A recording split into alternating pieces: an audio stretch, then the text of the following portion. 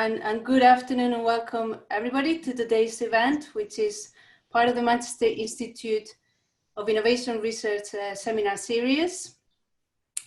I am really delighted to see so many people joining, and really honored to introduce our main speaker today, which is who's Professor Phil McCann.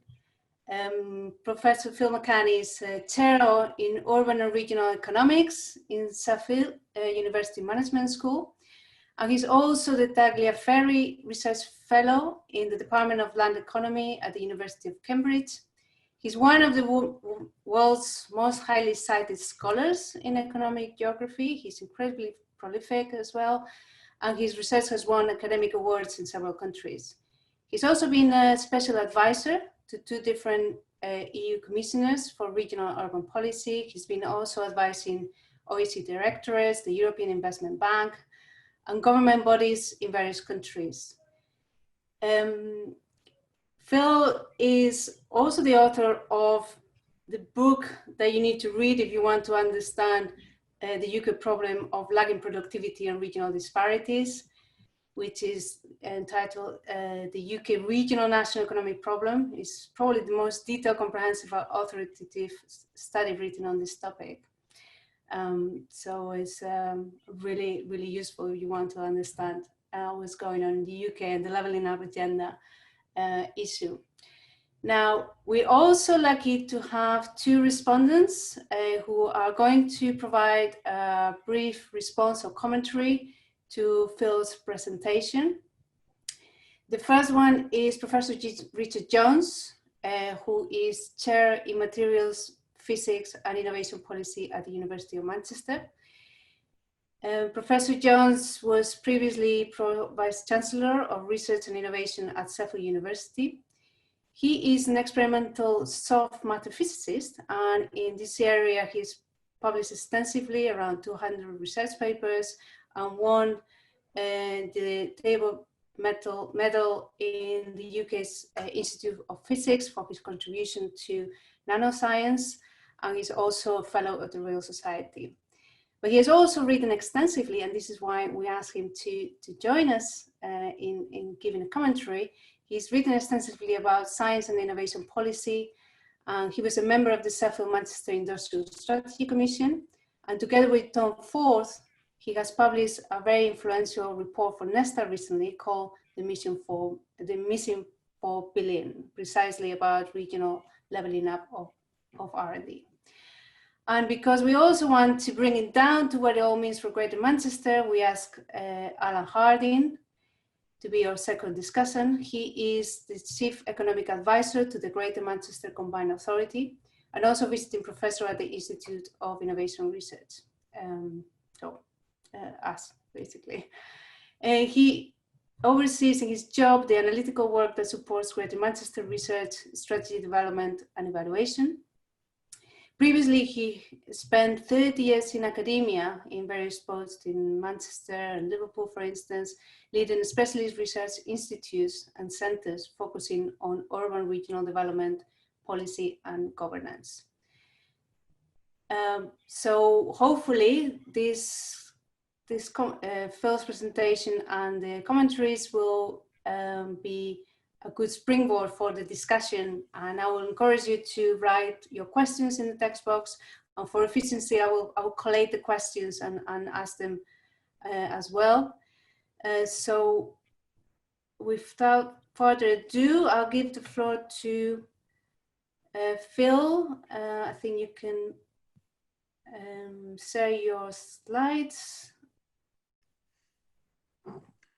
Okay, well, thank you very much, Elvira, and the team over there in Manchester. Thank you for inviting me to give this webinar. This was, I think this is the second or third time that we actually managed to work this out. On previous occasions, I was supposed to come to Manchester to give this talk, and for various reasons, it didn't work out. And then when we finally set on a date that seemed to work for everybody, then of course we had the crisis, so we're doing it as a webinar type of format. So that what I've got is I've got these slides. I'm happy to share these afterwards if anyone's interested. There's nothing technical in the slides. It's a series of issues and themes, because for me, these are very thematic issues. In terms of the regional inequalities in the UK, the government agenda around levelling up, and now also the coronavirus challenges. Why are those related? Well, apart from the fact this is a massive shock to the economy, there's also elements to this which also there are lessons from the previous crisis of 2008, which have also heavily contributed to the situation we were in the months leading up to the current crisis. And for me, it's important to understand this continuum of things which are interacting. So what I'm talking about are things which are very recent and very current, and also things which are not recent at all. They're things which have been building over a long period. So that's how I'm going to try and talk about these different things. The way I think about these things, I always go back to the original, this kind of pithy dictum of Paul Krugman in The Age of Diminishing Expectations. Productivity isn't everything, but in the long run, it's almost everything. And I still think that that is basically correct. It was a fairly innocuous line in the introductory part of the book, but actually it's a very, very profound observation. And so my starting point is, if we're going to talk about interregional type issues in terms of the UK, this is the starting point. It's to think in terms of productivity. Why is that? Because productivity is still the best overall indicator of prosperity and quality of life and living standards across the board. There are specific issues, obviously, you can handle in different ways, but this is still the best way to think about it. And from that particular perspective, UK interregional inequalities, from this kind of productivity perspective, they are very, very high by international standards. Is the UK the most unequal interregionally? Well, it depends what indicator you use. And so you have to think about this in the round, but broadly, UK interregional inequalities are very, very high by international standards, and also over very, very small distances. You have to remember the UK is smaller than the US state of Wyoming. England is smaller than the US state of Iowa. So these are profound differences. Another feature of the UK interregional problem is also this growing core periphery problem. So interregional inequality is very much a core periphery structure in the UK. And it's also increasingly becoming one which is characterized by the split between tradables and non-tradables. These are issues that people like Tony Venables have been talking about, Joachim Oliveira and the team at the OECD, that this partitioning is also about the ability to produce goods which can be traded nationally, but most importantly internationally, versus places that get stuck in the production of non-tradables. And the third element here to think about is also the question of governance. If we're talking about levelling up, it's about policy. A problem in the UK is that subnational local government in the UK has autonomy levels about the same as Albania or Moldova. Those are the OECD rankings. There's no country that looks like us. And so the key issue about the UK is this interaction between geography, globalization, and governance. And Elvira mentioned kindly the book I published in 2016. It's called the UK Regional National Economic Problem. It's about the productivity problems of UK regions. And they're a result of a very complex interaction between the effects of globalization, the particular economic geography structure of the UK, which involves transport issues, land use planning, lots of different issues, and also governance. And the UK has this extreme, on the inequality side, it's extremely high, and on the governance side, it's extremely centralized and top down and largely space blind, ironically. And my point is, it took me 570 pages to explain this and about 10 or 15 years of research thinking about it. But the problem is the UK has an almost uniquely ill-equipped combination in terms of governance systems and institutional setups in order to deal with the realities of the country. And the other aspect of this, which I've thought about a lot more in recent years, and I recently, also in 2019, wrote a paper on this in regional studies that was actually a response to comments made by top-level journalists, a whole series of them in different arenas. It's also increasingly a question of perceptions, and perceptions really matter. And this mismatch between how unequal the UK is spatially and how the governance system is almost uniquely ill-equipped to deal with it is also amplified by the perceptions difference between the core and the periphery.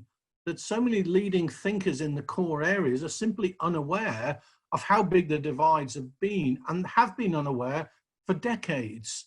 Whereas people living in non-core areas are very aware of these divides, but have no representation in the systems because the systems are so ultra-centralized. And this is really the nature of the problem. To give you some examples, these are comparisons between Germany and the UK. Now, why is Germany a good comparator? Why? Well, it's of course, it's slightly bigger in population terms. It's about 18 million, 17, 18 million more people than the UK. But Germany is also spatially bigger. The population densities in general of the UK and Germany are actually very similar. There's only a few percentage points difference between them. And in terms of levels of urbanization, we're also very similar. The land use planning systems are not massively different. So Germany is a reasonable comparative, but the key point is, of course, in 1990, Germany was reunified, West and East Germany. So overnight, Germany became interregionally by far the most unequal country in the industrialized world, the reunified Germany. And then since then, over 3 decades, what Germany has done is spent an average of about 70 billion euros per year on leveling up.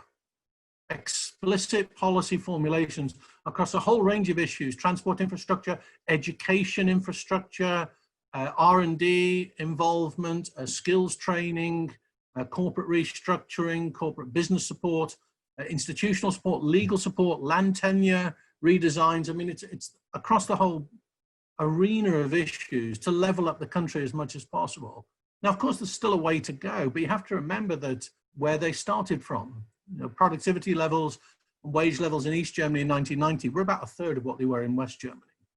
Now they're about 85%, 86, 87% of the German average, and Berlin and the areas around Berlin are above the German average, and way above almost anywhere in the UK. So what does it look like? Well, here you can plot it, and this is using the system of national accounts that many of you will know has changed in 2008. This is using both the 93 system, the earlier system, and the 2008 system. And the downward sloping, the broadly downward sloping trajectories are the top 10% over the bottom 10%. So this is calculating things at the OECD NUTS 2 level, the OECD TL2 level, sorry, using spatial units. So looking at the geographical areas that account for the top 10% of the population in terms of productivity, GDP per capita, versus the bottom 10%. What you see is it's basically an X shape.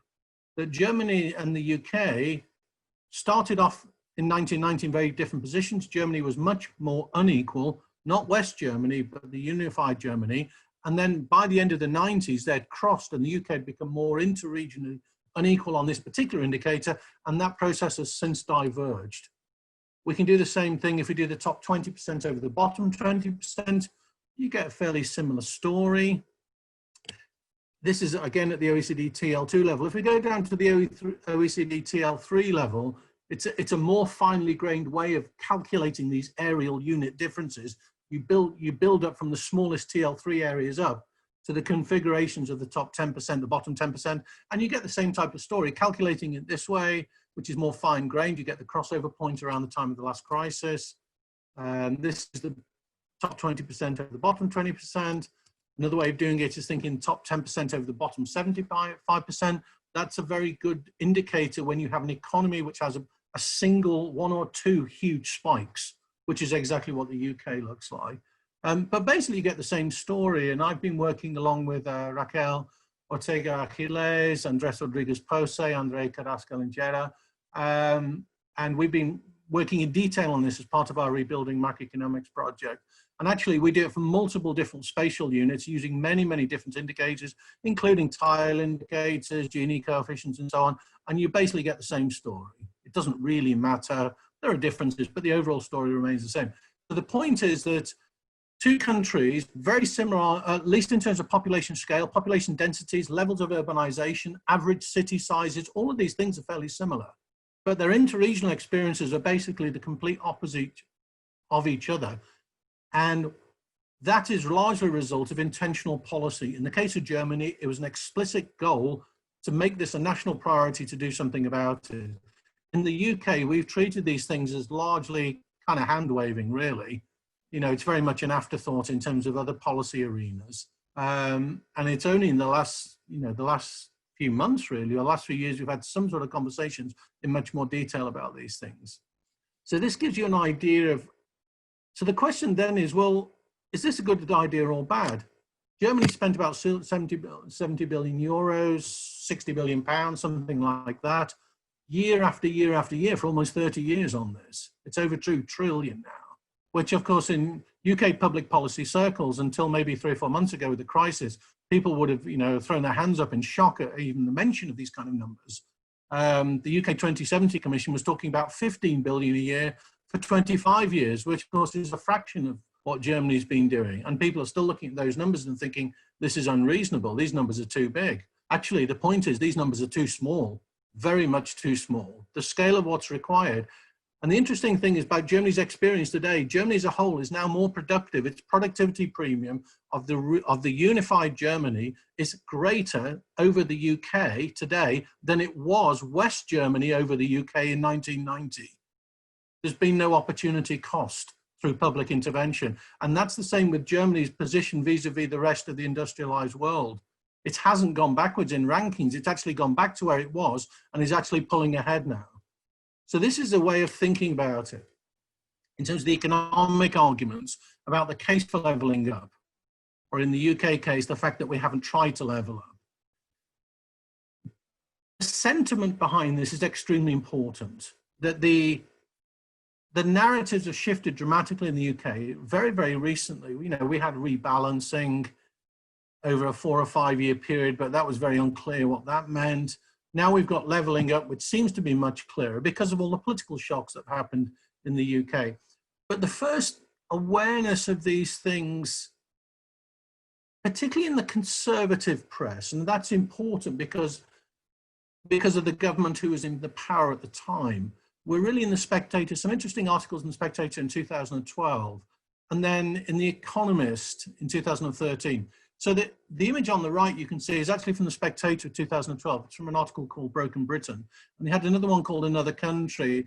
And they were very insightful. And they're written by a member of parliament today. He's the member for Harbour. He's a Conservative politician called Neil O'Brien. And they were very, very thoughtful, writing in the Conservative press saying, actually, this is a situation that is extremely serious and cannot be allowed to continue.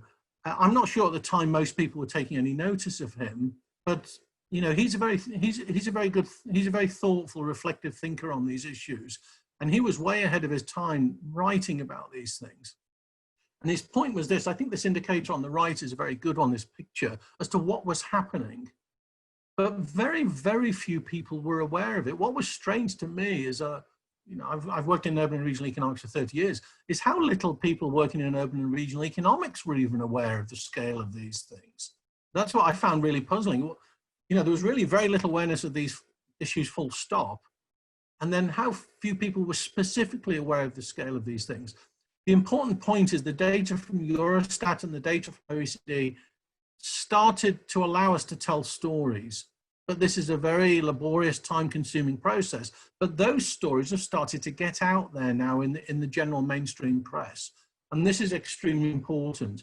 Probably the best description of the UK was in November 2013. It was an article in The Economist entitled "A Sticky Pitch for the Tories." And it said, how do you understand the UK if you're an outsider? The way to look at the UK is to think about the two kinds of rugby league and rugby union.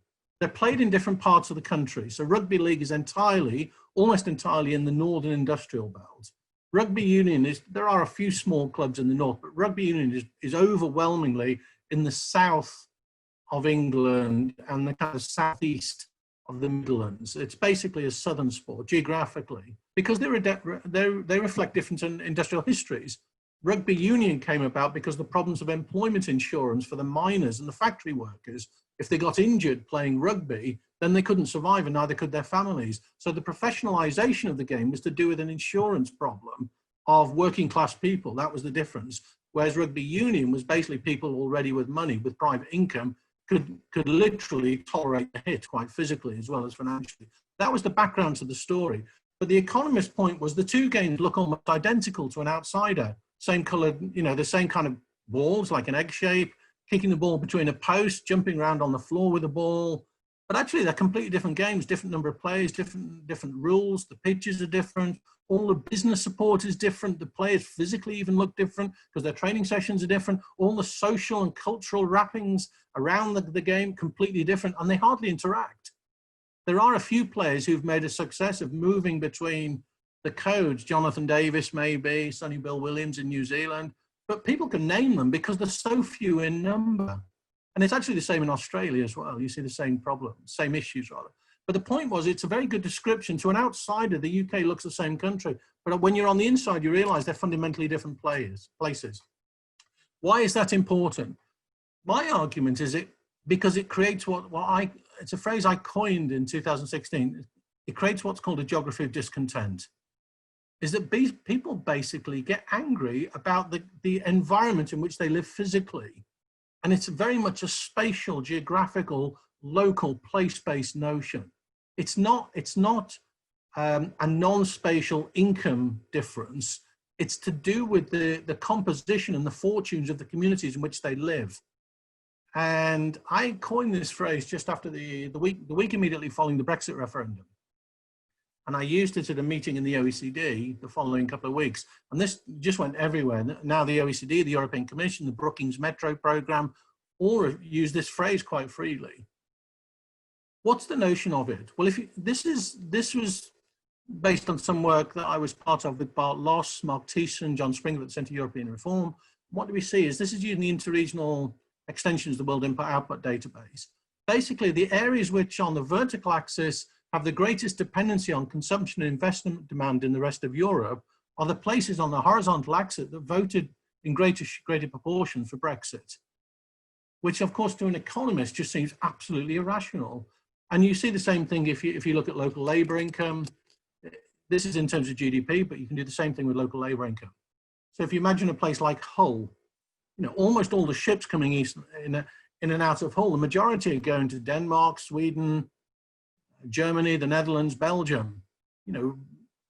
Businesses in Hull are not routinely dealing with Ulaanbaatar in Mongolia or Belize or Paraguay, whereas in central London they are, of course they are. The indicator at the bottom left, the dot, is London. London has the highest share of pro-Remain votes, but the lowest dependency of the rest of Europe for its economy, because it's the most hyper-globalized economy in the world.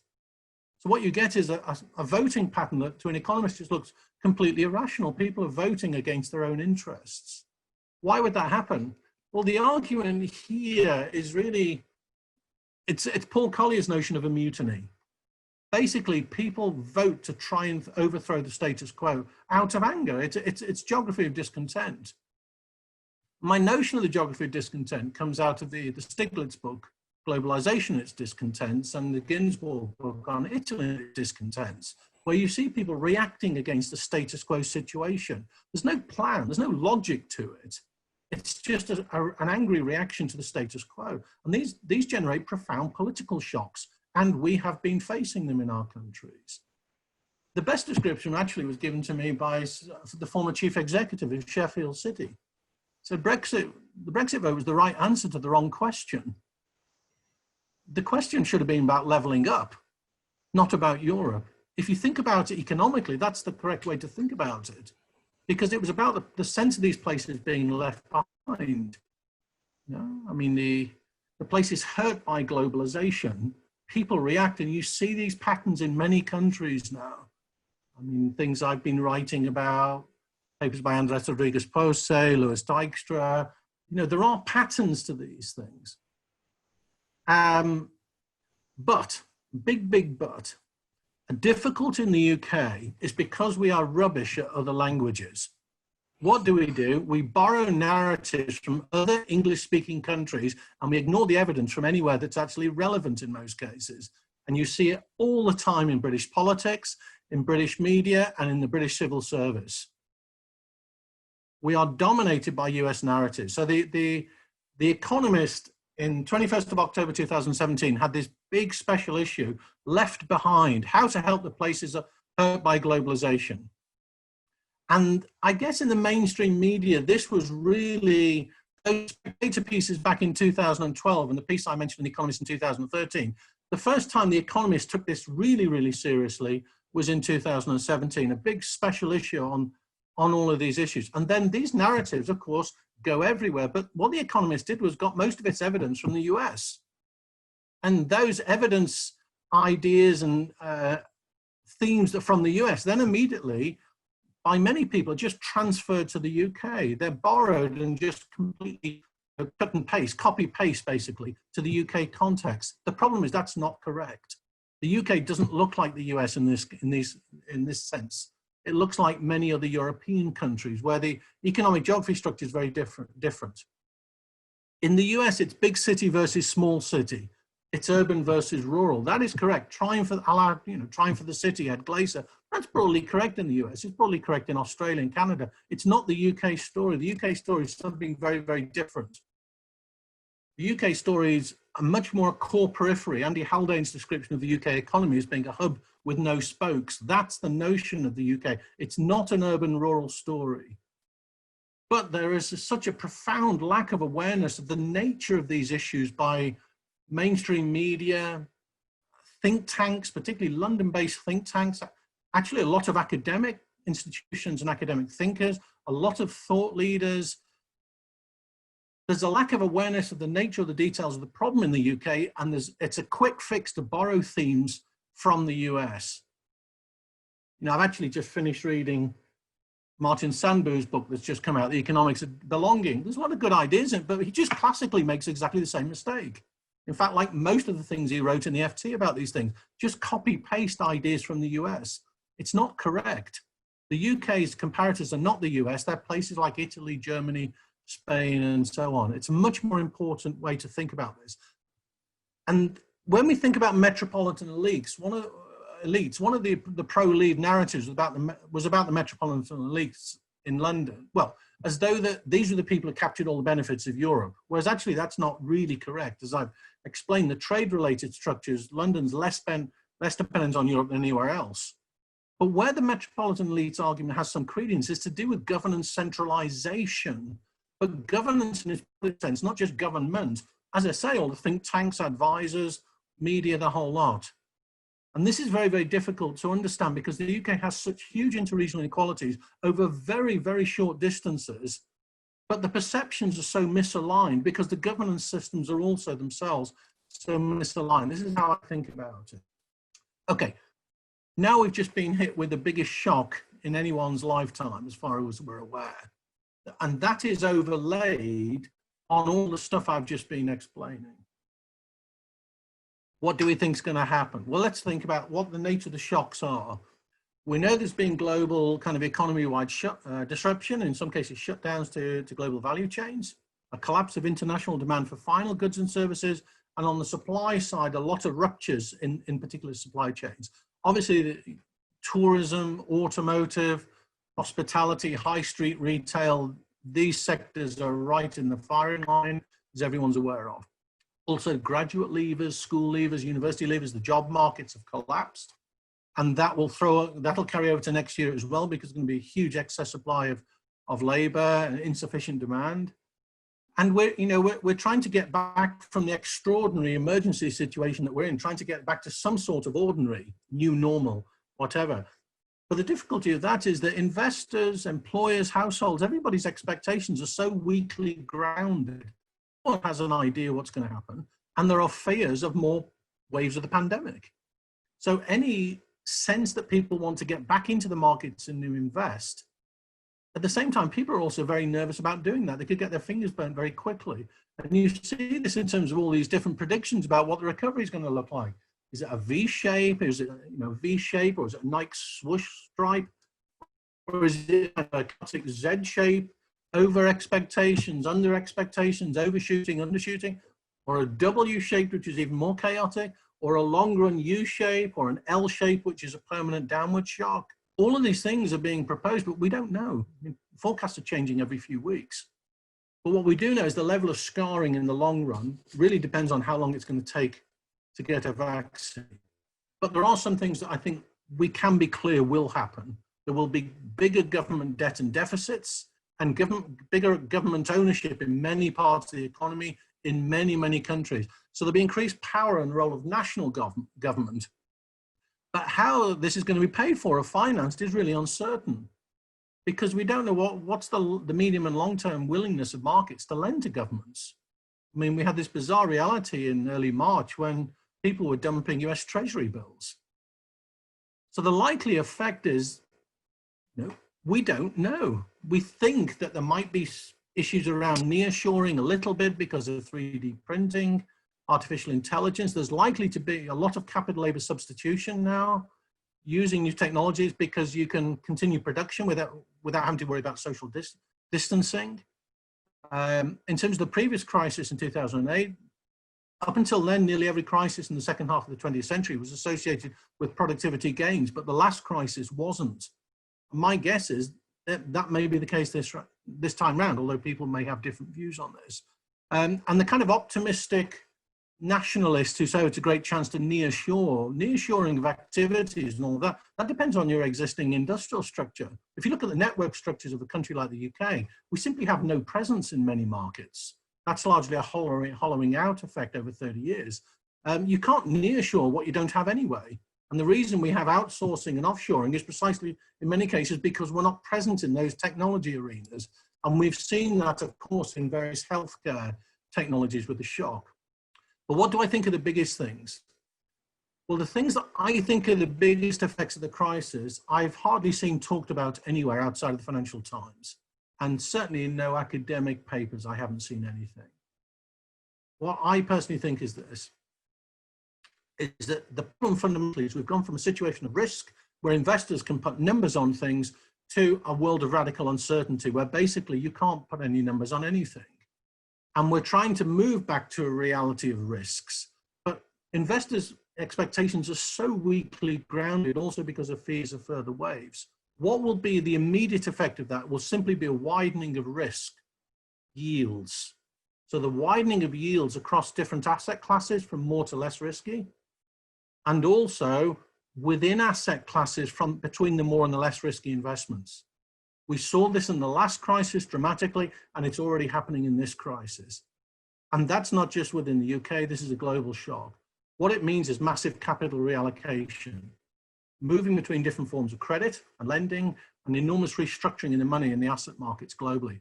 So you've got the big tech, the big 5 companies. They're doing very well out of the crisis broadly. Amazon, Google, Facebook, Microsoft, Apple. And also certain areas of the biosciences, pharmaceuticals industries, obviously related to finding new preventative medicines, cures, and also new equipment related to medical services and so on. Beyond them, it's very hard for me to think of anyone who's going to be a winner, if you can actually use the word winner out of this.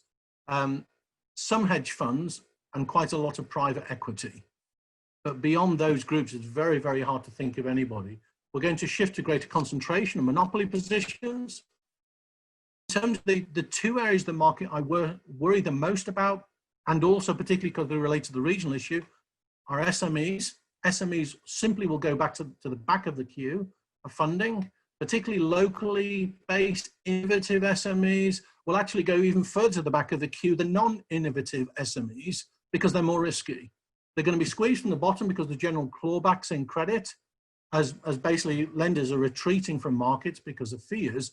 And equally from the top of the markets, the SMEs are being squeezed because so many big companies have now been downgraded to junk bond institutions.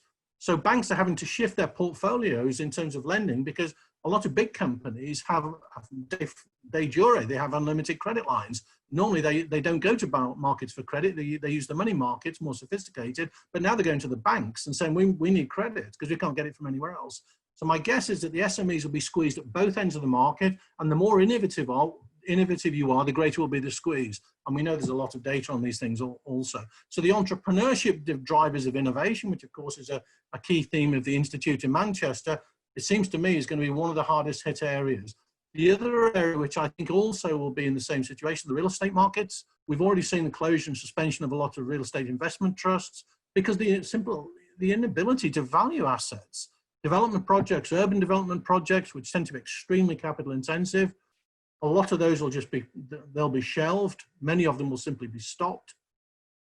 And the more risky is the context, the greater will be the rise in the yields. So I think for places which are weaker places in weaker regions, it's going to be basically a double hit. And the yield curve between the weaker and the strong places, I think, is going to get bigger. And this is what happened in the last crisis. So I think broadly what's going to happen is a greater yield spread between regions. That will simply accelerate divergence. I mean, the big shock of the last crisis, when we went from convergence experience in most countries to almost immediate divergence, was because of the explosion in the yield spreads. My guess is the same thing's going to happen, just even on a bigger scale. At the same time, as that points towards divergence, greater concentration of monopoly positions also tend to favor interregional divergence. We've seen that like Ed Glaser's work, and also greater central government involvement also in a highly centralized state such as the UK tends to lead to greater divergence. And then obviously investors' perceptions that will be accentuated in terms of their guesses as to what places will recover or not. So the difference between Manchester and some of the surrounding places, North Manchester, will simply increase because that will be investors' perceptions because of the concern to claw back and keep the capital in.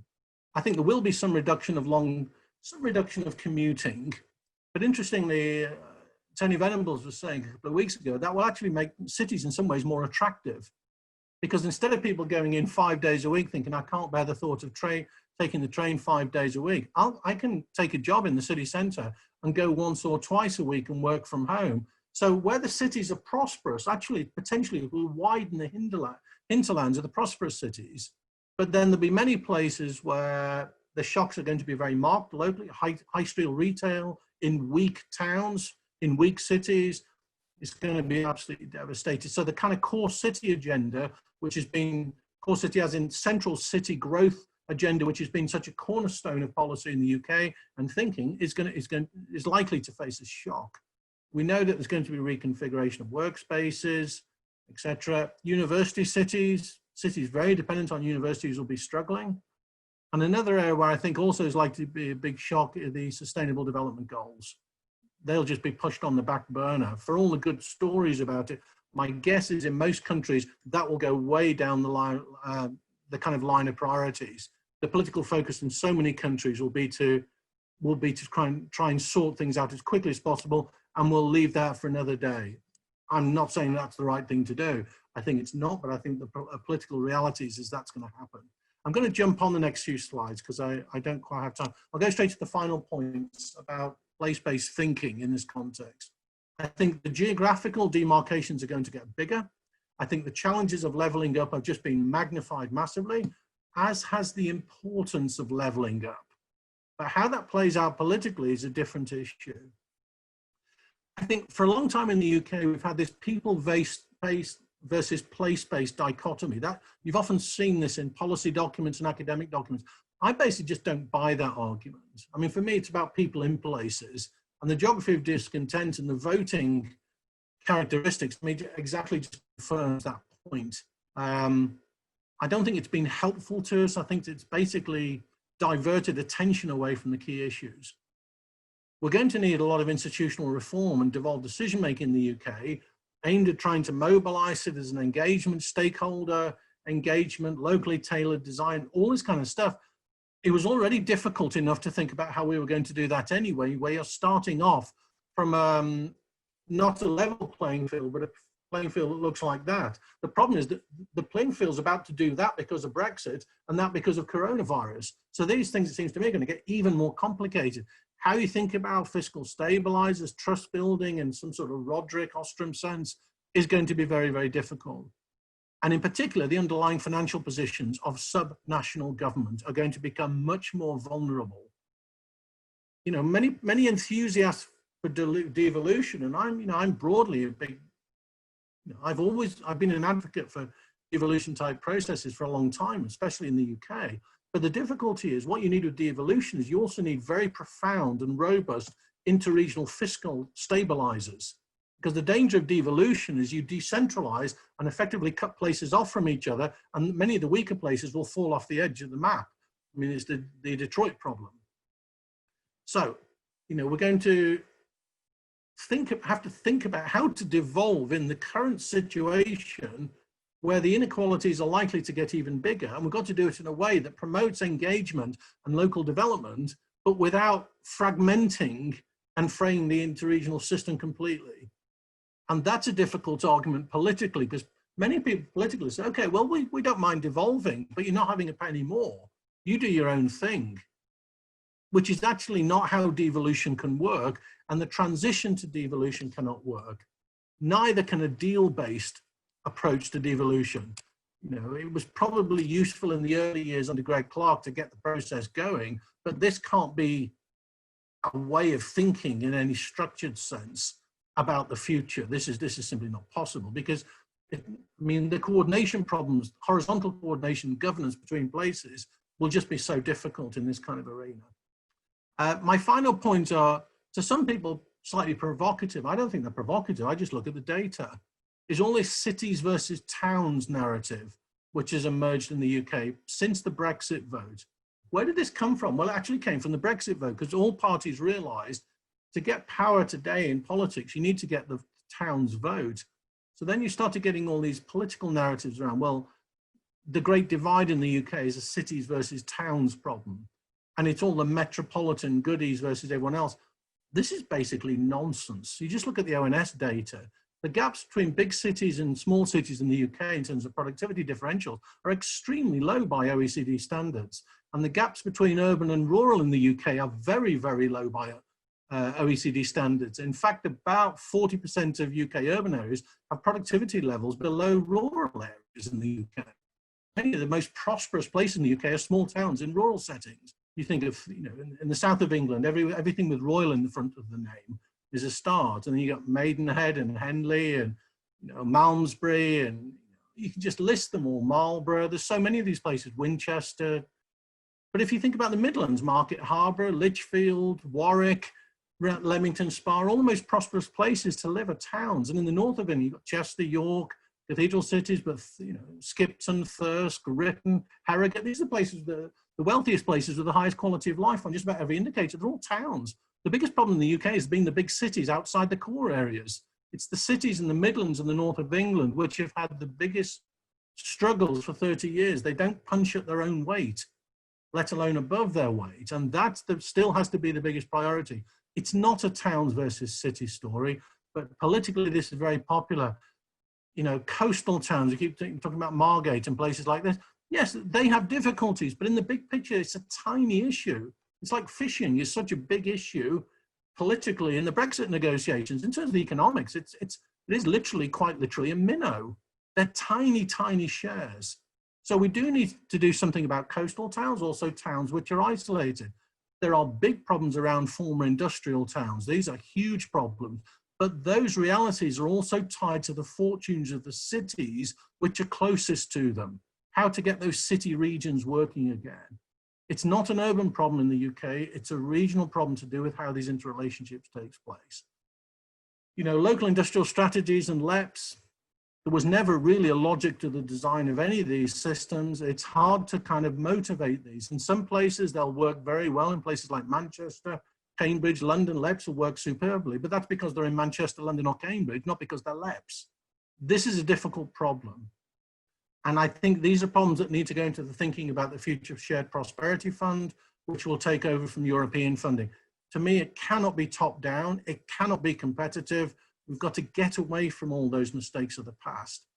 And I think actually the pandemic, the tragedy of the pandemic in the UK and in other countries actually provides an opportunity to try to learn lessons about how institutions respond to shocks.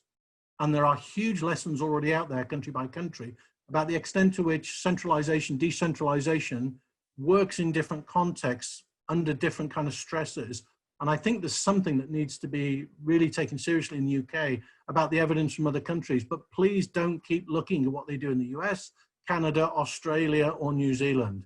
Look at countries where they're not English speaking, but they're economically and structurally much closer to where we are. Okay, I'll stop there, Elvira. Okay. Right.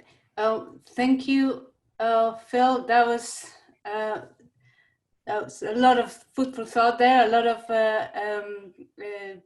very challenging issues that we hope we'll get time to discuss. But for now, I'm going to ask Professor Rich Jones to say, just to comment a couple of minutes on your talk from his perspective. Great. Well, thanks very much, Philip. And just let me start by saying thank you, not just for this talk, but for the very important work that you've done highlighting the reality of regional inequality in the UK in the face of, I think, quite a lot of motivated denial, if you like. And I do think, for anybody who hasn't read it, your 2019 paper that you referenced there is a fantastic discussion of all the different ways that you can cut this, which frankly I think can leave no doubt as to the reality of the issues that you've described. I kind of appreciate the fact that you focused on productivity as the key measure there. I think one of the kind of arguments that people, I think that there's a confusion here about what are we bothered about with regional inequality? Is this about efficiency or is this about fairness? I think the focus on productivity makes it clear that it's about efficiency. It's about our country does not work as well as it ought to because of that. And I think you see in some of the kind of the comments by people who don't think this is so important. I'm thinking, for example, the FT's Chris Giles occasionally says, well, look, life in London is miserable. It's all terrible. It's all very expensive and crowded. That's not the point. What we're talking about here is not standards of living, important though those are, and they are related to productivity, but about efficiency. Of course, one of the reasons why the productivity differences are not as obvious as they might be is precisely because the UK runs a very efficient transfer union and large amounts of money are shoveled from the southeast to the rest of the country to make up, if you like, for the economic inefficiencies there. But I think what's clear, and you mentioned the Conservative MP Neil O'Brien, and I think he's been, a very important voice in this. It's clear that actually the money that would enhance productivity is precisely the kind of money that hasn't been transferred. So we don't see money spent on transport being fairly allocated across the country, and the point of particular interest to me, the subject of the report that Tom Forth and I have just released with Nesta, is that R&D money is enormously concentrated in those parts of the country that are already the most productive. So the headline number that we like is 46% of public spending on R&D takes place in London or in Oxford and Cambridge, the two regions around Oxford and Cambridge, which is an extraordinary sum. That the very money that we are using to drive productivity goes not to the places that need that spending, but to the places that are already most productive. And I think the contrast with Germany is very interesting, and our report highlights particularly how R&D was part of that 70 billion a year that was used for levelling up. So I think in industrial strategy, I think you highlighted the importance of high value tradable sectors in increasing productivity. That I think is exactly right. And so I think, the practical task of thinking about industrial strategy at the local level is about how do you promote those tradable sectors. I was delighted by your comments about cities versus towns. It's a very annoying perspective, and people. It's difficult to look at places like Milton Keynes or Guildford and think these are places that have been horrifically held back. Of course not. They've been enormously empowered by the proximity to the very wealthy city of London. If Manchester was much more prosperous, then Bolton would do much better too. Yes, exactly. There is a really interesting question. Why doesn't agglomeration work for the UK? It's fascinating. The key question is, why are the big cities not delivering the benefits of agglomeration that we think they ought to? What's going on there? So finally, what do we need to do about all of this? I think the lack of awareness of this problem that you've highlighted is critical. One of the kind of great memories of my time discussing this was hearing Julia Black in the British Academy explaining exactly why it was just fine for the What Works unit for local economic growth to be based in the LSE. a little symbolic thing that I think really points to the danger that we now face. I'm really pleased that levelling up is genuinely on the agenda, and I really do think it's genuinely on the agenda of the current government. Yeah. I am deeply worried that the way that this will be done will be through a kind of centre-driven levelling up, and it will be essentially it will fail due to a combination of not having the knowledge that one needs, and also, frankly, the fact that the effectiveness of central government actually doing things does not seem to be as marvellous as the proponents of a centre-driven governance system would have us believe. So I guess I do believe in that devolution is the only way to do this. In my own area of R&D, our report called for substantial devolution of the 4 billion or so that would need to be put into this to make a serious difference to cities and regions. And of course, the comeback that I get in making these arguments from the centre is, well, we can't devolve because the cities and regions don't have the capacity to make wise decisions about how to spend it. And this is the bind that we have to break. I don't think it's not a stupid thing on the face of it to say, but the reason, of course, that we don't have that capacity is because there's no devolution. That's the circle that we have to break. I think we can all agree that in a better world, we wouldn't be starting from the slightly messy and patchy devolution process that we've got so far. This is the world that we're in, and we might say in a better world we wouldn't start from here, but this is where we are, and I think we need to make interventions at scale to start to deal with these problems. Thanks. Thank you, Richard, so much for your insightful comments. And I'm going to give the mic to Alan Harding for additional comments. Obviously, this is highly relevant for Greater Manchester. We heard a lot about local industrial strategies in the labs. So I'm going to give the floor to Alan to say a couple of words. And then a lot of questions are already coming in, and we're going to have to extend our normal time of the seminars because I think it would be a shame not to discuss some of these issues that are coming up. So I'll, after Alan, I'll start asking some of the questions from okay, thanks very much, Elvira. I'm going to try and keep this as brief as I possibly can. And I'm going to start by just agreeing with much of what Phil and Richard have already said, which is I'll give you a slightly different take on sort of Anglo-German history, if I might, with a few more nuances in. Yes, the UK has been terrible in terms of its regional policy. If you only look at the big spending items, it has nonetheless been an enduring focus of just about every government we've had since the Second World War, it seems to me. So we need to reflect not on, has there been limited commitment to reducing disparities in the UK, but why is it that our efforts to do so have gone so badly awry that we can be in the situation that we're in?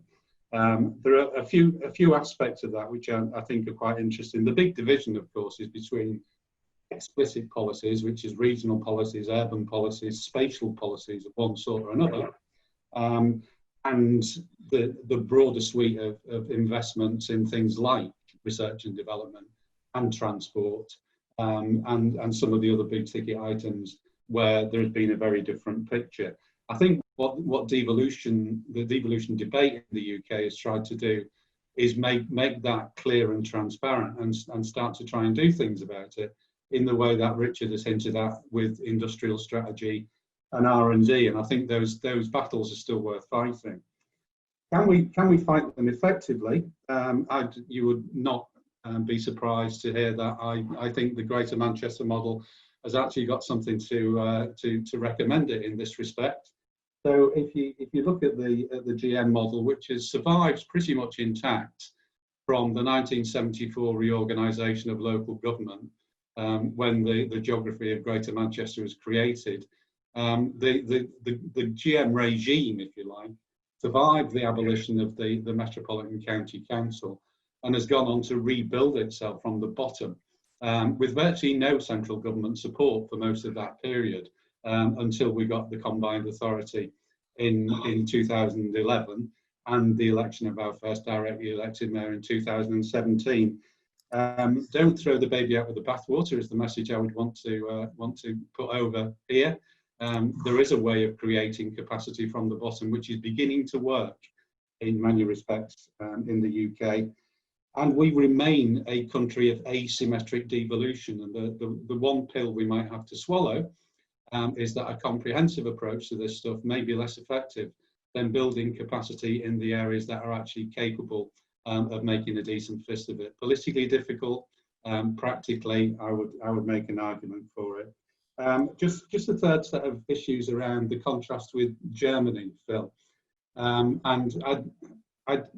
I guess I'd argue that there have probably been two economic miracles in Germany. One is the one you describe, which is how you can possibly absorb a huge geography, which economically was so different from the core, and over a period of 3 or 4 decades, make a real impact in disparities. I think I'd argue that the first German miracle was after the Second World War, where Germany was rebuilt using a constitution which was given to the German authorities by the Allies. And I suspect the German constitution was probably designed by British constitutional theorists. And what that did, so it wasn't just the case that Germany poured loads of money into East German Länder after 1990. They had a constitution which automatically redistributed resources from rich to poor Länder and stopped them getting into a bad situation in the first place. So when we think about constitutional redesign, learning the right lessons from Germany, I think, is critical. Where does all of that leave Greater Manchester? I think we need to carry on with the experiments that we've already found can bring a level of success, but not necessarily expect them to work in all places at all times. But going at the speed of the fastest rather than the slowest makes sense. The deals process was very much a part of that success for Greater Manchester. I'm not a great defender of the deals process because I think it became bogged down in trivia in the great scheme of things, when what it should have been looking at is more big picture stuff, such as the things that Richard is now raising. But that deals process actually took us a reasonable way along the devolution path. It's how we build on that. And in our very asymmetric devolution perspective, the phrase you'll quite often hear in Greater Manchester, including from our mayor, is what would a Barnet for Greater Manchester look like? And how would that change the balance in terms of capacity and policy machinery and so on and so forth? One final comment on cities versus towns. I agree entirely. What we need to do in the UK is make agglomeration economies work better for more people, but we can't duck that issue in Greater Manchester in terms of the way in which different parts of our geography have experienced economic change over the last 3 decades. 7 out of the 10 Greater Manchester district electorates voted to leave the European Union, 3 voted to stay. It's the politics of that which makes a difference, and it's completely understandable if you're talking from the perspective of an Oldham or a Rochdale, to look at the towers in the distance in Greater Manchester and say, when is that going to reach us? We owe it to them to answer that question. Thanks. Thank you, Alan. So Phil, should I add a few more questions to those comments, and or do you want to react very quickly to Richard's and Alan's comments? Well, I'll just react very quickly to the comments of Alan and Richard, and then if there's questions, then we can have a look at those.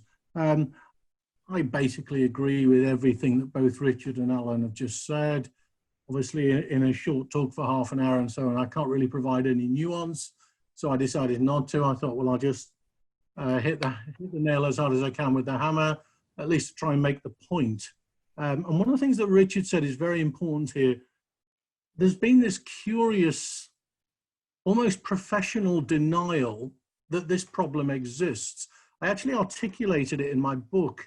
I said, what's happened in the UK is we started off from a narrative which there is no problem to, well, there is a problem, but it's a natural outcome of systems and processes, to, well, what there is a problem, and maybe it's not a natural outcome, there are alternatives. But then what we have to do is we have to consider how important it is in comparison to other issues. And in that sense, it's not very important to, well, there is a problem and it is actually very important to do something about it, but we can't do anything about it. We don't have the tools. And then eventually you get down to, well, actually it is important. It's a real problem. And we have to think about how we can retool our systems to do something about it. And we've seen this shifting narratives over quite, well, more than a decade. And I think that's important. So I think this, I think there is a genuine desire in government to do something. I think levelling up, there is a real desire to do something. The question is, what will be done and at what scale will it be done and how will it be done? How will these things take place to be effective? Richard is completely correct about the its efficiency versus, is this an efficiency or a fairness issue?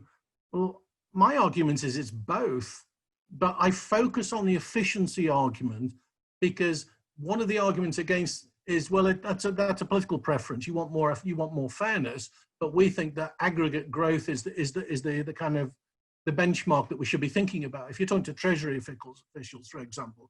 So my work has all been about showing, actually, in terms of the efficiency argument, the situation we've got doesn't work. And the political shocks are really about fairness, which have changed the thinking around the efficiency debate at the national level. Alan's points about well, firstly, your point about the reform of the constitution in Germany, it was primarily British legal advisors and constitutional experts who were involved in that, along with Americans. You're completely correct that Germany was set up in a way that actually, by default, allowed them to deal with these shocks in a way which we can't do. It's the irony, because we were involved in the design of the process. And I think that ought to force people to think, actually, levelling up also involves a real constitutional reconsideration of the systems we have. To do the city region type agenda we've got, which, Manchester's been a fantastic, spearheading of this process, and the way to do it, it can be done. It's very clear it can be done, because Manchester is an example of look, we can do this. But to make it a more UK-wide phenomenon, I think it also does involve rethinking about the underlying constitutional structure of the UK. Constitutional experts in the UK tend to just focus on the four nations. My view is actually it's a much more complicated picture than that, because of, as we go to devolution, we're going to need much more consideration about the underlying fiscal balances because of the Detroit problem, which is a danger. And in particular the UK, the weaker places economically are also the oldest places in terms of demographics. Once you start devolving health, social care, these kind of things to these places, then they're extremely vulnerable.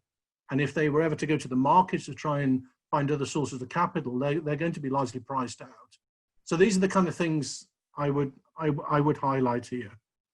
And yes, we have to make agglomeration work better. That still has to be the center, the core of the arguments, because I can't see a plan B. But then how do you make it work for the towns in the hinterland areas which are struggling? The prosperous towns are fine, but the towns in the hinterlands, the Barnsleys, the Blackpools, Rochdales, these kind of places, that's the most difficult. And there needs to be thinking around that.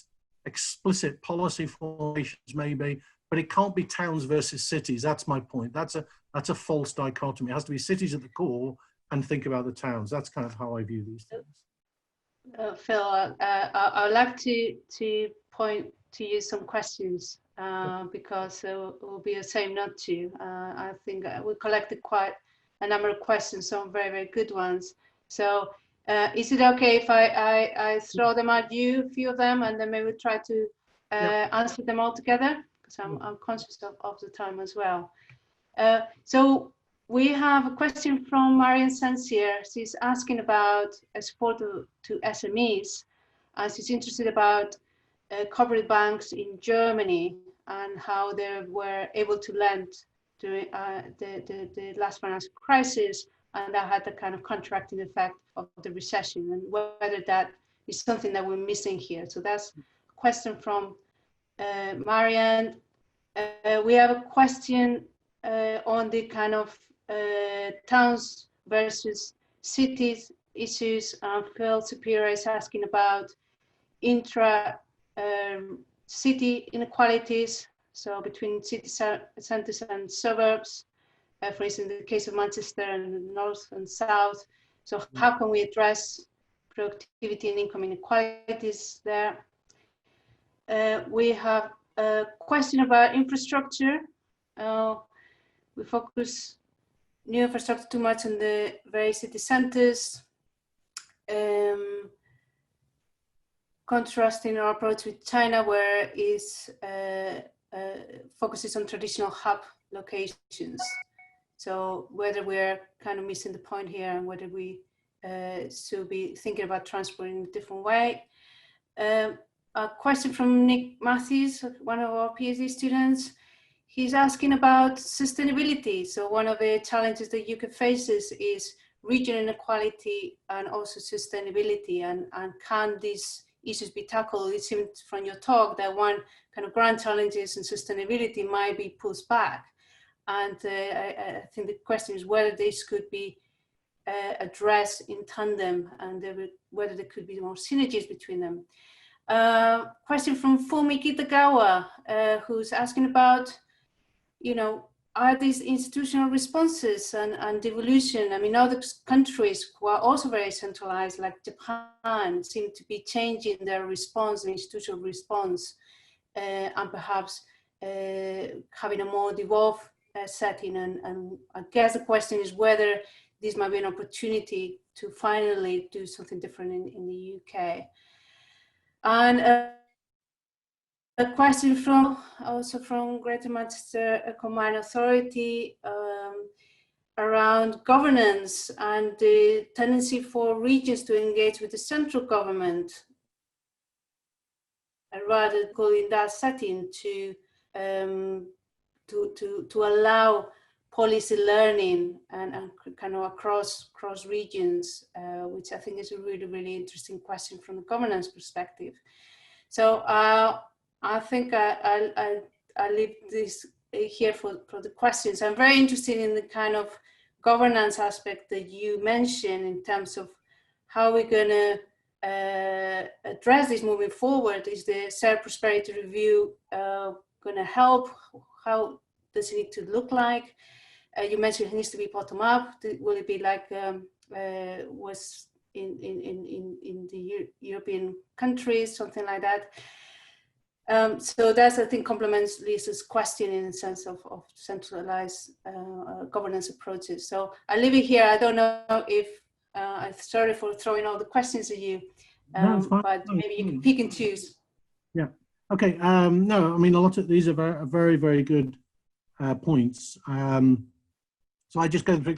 So the first one I think you said was Marianne Sensier, the question about SMEs and the German experience. No, you're absolutely correct. The SME sector, particularly the Mittelstand sector, so it's not just the smallest companies, but the medium-sized companies that form the backbone of the supply chains inside Germany, they were largely kept afloat through two banking, two types of bank called the Landesbanken and the Sparkassenbanken, and these are locally based banks, so they're extremely important in the German financial system.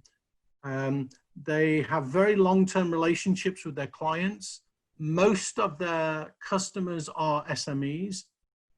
They're very much locally based, so they lend within their own lender regions, and many of them actually in the same towns.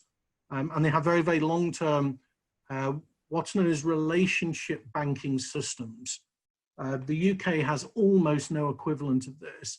There's a large relationship banking, what are known as the community banks in the United States.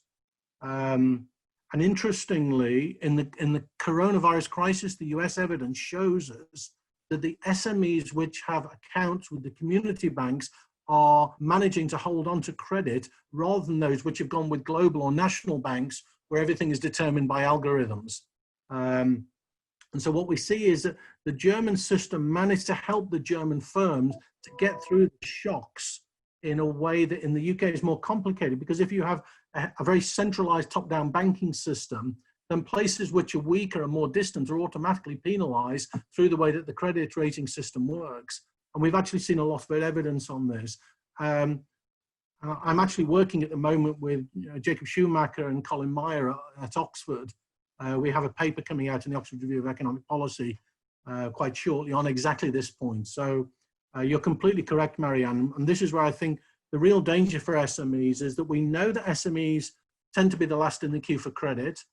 We know that one of the effects of the crisis is that the yields are increasing in SME arenas. We also know that venture capital markets are shrinking dramatically because a lot of the big investors are simply pulling out and concentrating or reconcentrating their investments, their VC investments, in places which are already prosperous and buoyant, pulling out of weaker places. And it's where these kind of credit lines can keep open is most important, particularly for the innovative SMEs, because ironically, it's more difficult for them to get credit than it is for non-innovative SMEs. And we know this from the UK data. The towns versus cities, this intra-city versus non-core city, so is a complicated question. It's completely correct. But of course, if you remember back in the 1980s, there it was basically inner city versus the rest. The core areas of Manchester, Liverpool, Birmingham, etc., were, my memory, were pretty terrible places. And the places immediately around them today, they were we looked very much like the US city cases. And a big part of trying to get the cities working was to transform the core city areas. So the kind of gentrification processes that we've seen in many cities. If you go back to the 1980s and early 90s where these processes started, these were black holes, these areas. The land markets, there was nothing being sold, security problems, crime, huge numbers of derelict sites, central Manchester, Liverpool, and so on. This was very typical. Newcastle, Sheffield, you saw this in many places. So there has been this transformation. It's been an explicit policy to try to get the cities working again, because if the core of the city is not working, then none of the city is really working, because people are not working in the city per se. So you have strange commuting patterns where people were living in suburban areas of cities and working in other places outside of the city, but not in their own city. Why is this a focus? Because of the problem of trying to get the UK cities, the big cities of the UK, out of the core regions in the south and southeast of England, trying to get them to punch at least at their weight by international standards, because it has such an effect on the overall economy, and particularly the more urbanized as a population you are. And of course, we're one of the two most urbanized populations in the industrialized world. So to have the big cities not punching at the weight is the core of so many of the UK's productivity challenges.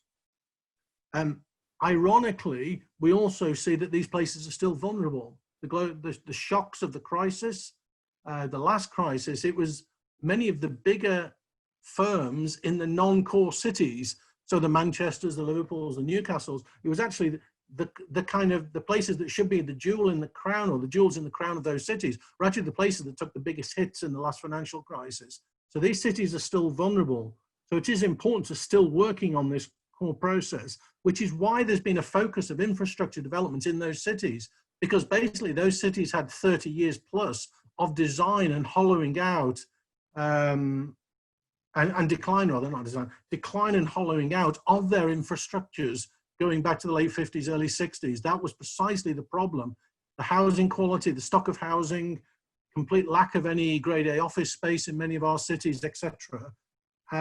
And so in a sense, it's following the process, trying to follow the process that London went through also, starting in the 80s. It does mean that you can't sort out all the parts of the city at the same time. That is true, but you have to make a choice. And what do you think are the trade-offs which are the most important? You can't solve everything at the same time. But the key argument is around trying to get the cities to punch at their weight at least. You know, ideally we want them to punch above their weight, like the Dutch and the German and the Danish cities. But if you look at Manchester, that is happening. There's no question. That's what the data tells us. Manchester today is a completely different place to what it was 30 years ago on every level, but economically that's completely true. In terms of the institutional response, and these are the most difficult problems, I think some of the points that Alan made were completely correct. You know, there's a kind of an academic textbook view of how we might want things to look at, but that's not how the world works. We work in the context that we're in today, in terms of, you know, we inherit a lot of issues, we have to work within them. And the deal-making process that really drove the kind of the city region agenda under Greg Clark particularly, I think was basically correct. I mean, politically, it's hard to think of an alternative at the time anyway. And kind of the leading role of Jim O'Neill was actually pivotal here. So I think it's correct. My point about it being it can't be a long run future is in a sense thinking we are going to have to think the underlying constitutional issues in the medium and the long run, because otherwise you're going to end up with ad hoc and on ad hoc. So I agree that it was the right thing to do at the time. And I also think we need to look beyond it for the medium and the long term, because otherwise we will be unprepared for the shocks. And that's why I also think, you know, we need to also look at the wider issues of governance. Elvira's point about the institutional responses, you know, we want to foster bottom-up engagement as much as possible where it can work and where it can drive a much more constructive form of city and regional governance. That is precisely what we want. And it is trial and error. And the Treasury's point was, well, we don't want to do this because they don't have the capacity. Yeah, but you've got to break out of that. And actually, London itself learned how to do this. London was a dysfunctional arena in the 1980s, extremely dysfunctional, but basically by learning by doing, in the same way as Manchester and Glasgow have followed this process of learning by doing. And I think this is critical. The difficult for me is places where it's hard to think how they're going to learn by learning by doing. And that needs a lot more thought. A lot of non-core areas, some of the weaker towns don't have obvious linkages with cities, things like that. The highly centralized cases that Fumi Kitagawa mentioned are Japan and France, which are the closest to the UK in terms of being big countries that traditionally were very top-down, highly centralized with a very dominant capital core city region. But of course, as obviously Fumi will know well in the case of Japan, and probably also the case of France, both Japan and France have had a 25-year devolution process. They are much more devolved countries today than the UK is. Both, obviously, in the case of Japan through the prefecture system, in France through both the département system, but also restructuring the départements into the new regional authorities, and also unifying from the bottom up. So where places are too fragmented in terms of local governance, and that was a particular feature of both France and Japan at the very bottom levels, to integrate up while devolving down. And that's a discussion we need to have in the UK today. At the moment, it's not politically in the arena of political debate, but it has to be. We're always focusing on the four nations devolution issues, and they're important.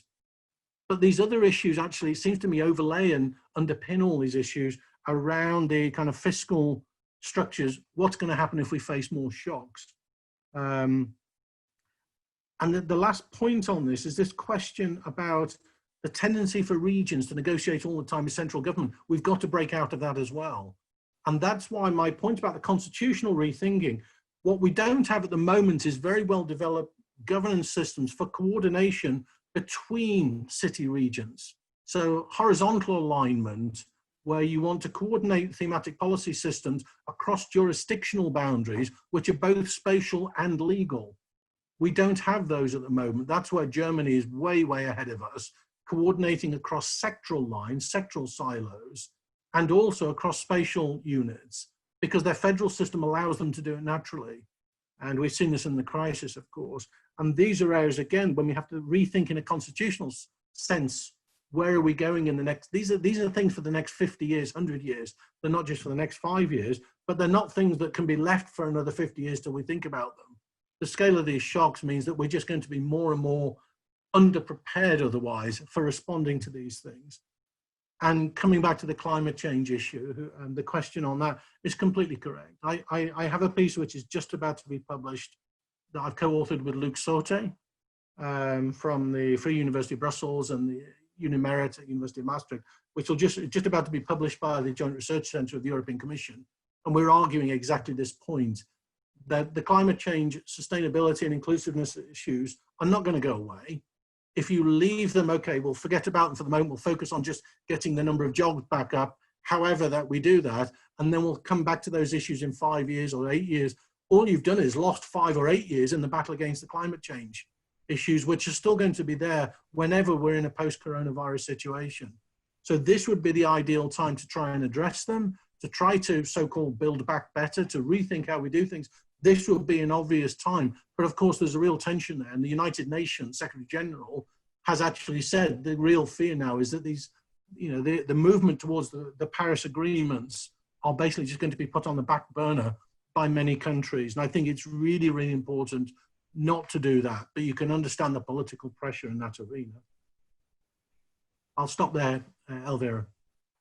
Okay, thank you. And I really like how you ended up on that point of kind of optimism, if you like, the need to address all these different crises together, not kind of solve one at the expense of another. And the last trip I actually made before the lockdown, it was to Brussels to attend the workshop that you and Luxette were organizing to discuss this very paper, which I look forward to reading actually.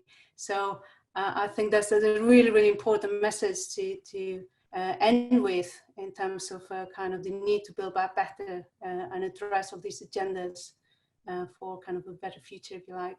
So I'm really grateful for your talk. It was really engaging and gave us a lot of food for thought. And I'm also very grateful for the participation of Richard Jones and Al Harding, providing brief commentaries from their own perspective, and also to all the participants that stayed on until the end. I had brilliant questions. We couldn't answer all of them, but we did our best. We can send you the questions actually for your information, and we will maybe post this video on our site. So I will just want to finish by thank you everybody, and especially to the speakers. So a virtual clap. So thank you, Phil. Thank you.